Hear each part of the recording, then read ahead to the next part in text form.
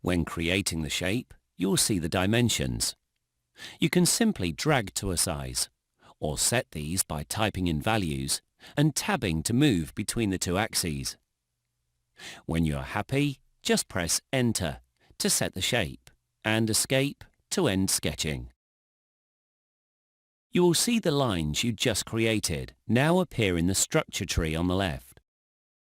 Also, as you hover the cursor over parts of the sketch, you will see that as well as snapping to the grid, the snap feature will snap to lines, midpoints, and endpoints.